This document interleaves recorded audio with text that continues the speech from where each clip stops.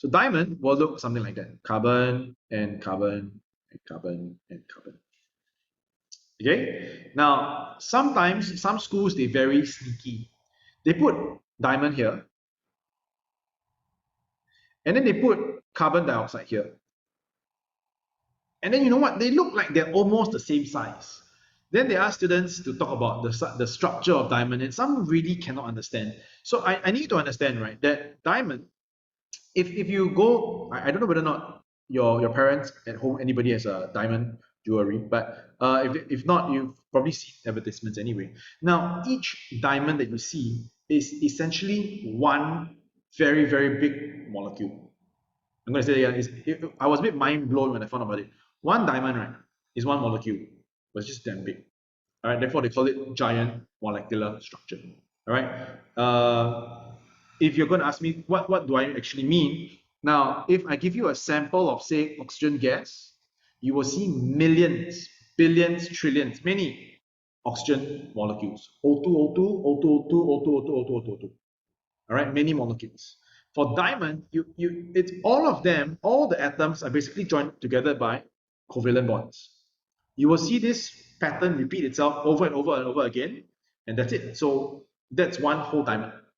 All right, and therefore I need to understand that for giant molecule is giant covalent molecule, giant molecular structure, giant covalent molecule. There is no intermolecular force of attraction for diamond. Why? You take one diamond, you take another diamond, you put side by side. They don't really attract each other. It doesn't make sense.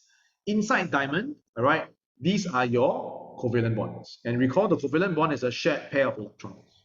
All right, so that's the first thing you need to know. Inside diamond, only got covalent bonds between carbon atoms. There is no intermolecular. One diamond is one molecule. Number two, what's the second thing you must know? Some students ask, teacher, this diamond that you draw and this carbon dioxide here, they look like same size as teacher. How am I supposed to know whether diamond is giant? Or, you know, sometimes in the exam, they give you some strange element.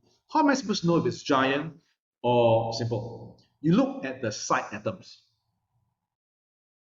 Okay, so if you've never heard of this before, all right, just take this down somewhere, right? I hope you're copying something down. Look at the side atoms. Notice that these side atoms, the carbon, right, they're not stable.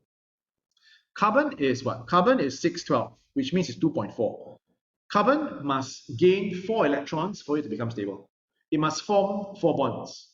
All the side atoms, I'm going to highlight in blue, okay? All these side atoms are only got 1 bond. And this basically means, right, that there are some bonds that are not drawn. So this one, for example, could be joined to another 4. How am I going to draw this? 1, repeat that. Let me join 2, 3, 4, 1, 2. Yeah, basically there are bonds that are missing that we don't see. All right. So once again, to know whether or not a molecule that you're given is giant or simple, you look at the side atoms, and these side atoms are not yet stable, or they have not obtained your stable electronic configuration. And therefore, it's part of a much, much larger molecule. I'm going to erase a little bit of stuff because I have no space. I'm going to erase this carbon dioxide here. Compare that to carbon dioxide. So carbon dioxide, is here. Carbon dioxide. If you look carefully, right, if you go and draw a dot across diagram, right, you will notice, right, that these side atoms, right, they are stable. They have obtained. I'm going to write short form, okay? Stable electronic configuration. Save time now. All right, so and that's it. There are no other bonds. This is the full carbon dioxide molecule, whereas for diamond, the side atoms are not yet stable, and this suggests there are more bonds that are not shown. Okay, so I hope this helps you to identify in future which diagram is giant and which diagram is simple. All right, because sometimes they'll make it the same size and it looks really confusing. And here we talk about breaking of bonds. Okay, now in order for us to melt diamond, all right, got no intermolecular. Please don't mention intermolecular. Okay, inside diamond, all we have are these. I'm going to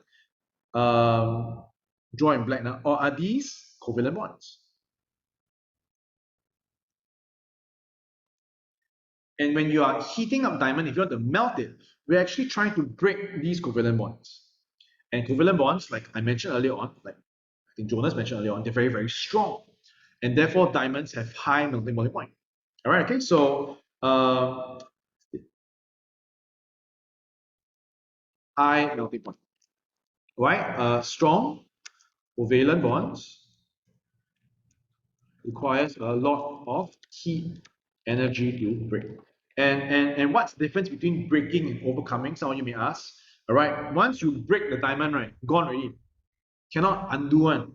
But for let's talk about say oxygen. You can freeze it so it becomes a solid. You can raise temperature so it becomes a liquid. It's a physical process.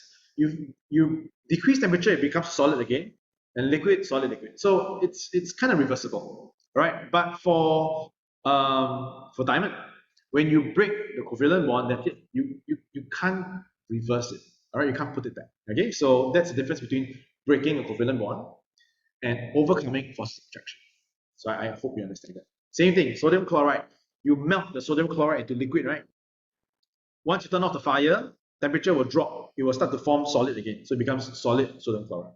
All right, so it's kind of it's reversible. Whereas with diamond, if you heat it up, you're going to break, gone, irreversible. Okay, so I hope that helps.